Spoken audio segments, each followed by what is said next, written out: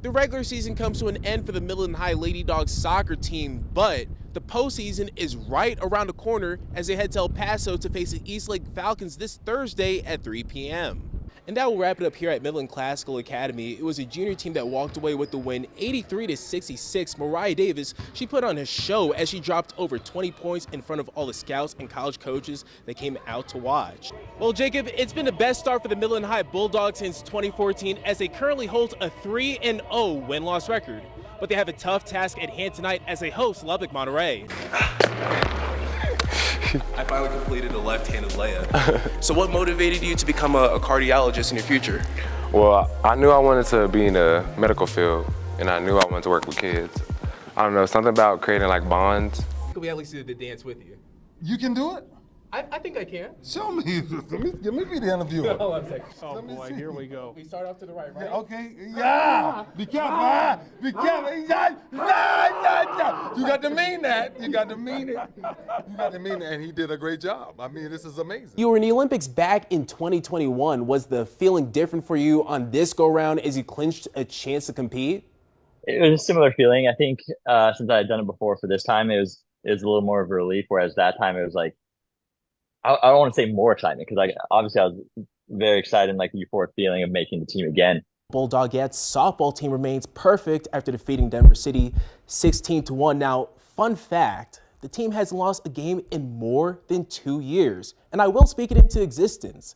Later this season, they will host their third straight state championship. I know, pretty big words coming from someone like me that's just, talking on TV. But at this point, I think it's fair to say that this program is officially a dynasty, and we will be seeing them more down the road. Now, there was buzz of him leaving Cleveland to play for a contender earlier this offseason, which I understand, but I will say this. When George Washington, Abraham Lincoln, and Ben Franklin chime in to give you 123 million reasons to not go to a contender, I can't blame you. So congratulations to Myles Garrett on breaking the bank. It was parade day in the Tall City as the Midland Christian girls basketball team celebrated their first state championship since 1992. Back-to-back years that Midland Christian gets to have a day of recognition. We don't wear black around here. There's a reason. I'm sure Coach Ellison ain't wearing maroon this week. It's a matchup that we all love here and is known across the country. It's one of the most popular rivalries in high school football. Midland Legacy versus Permian, two teams with similar traits and strong histories. They're hard-nosed, we're hard-nosed.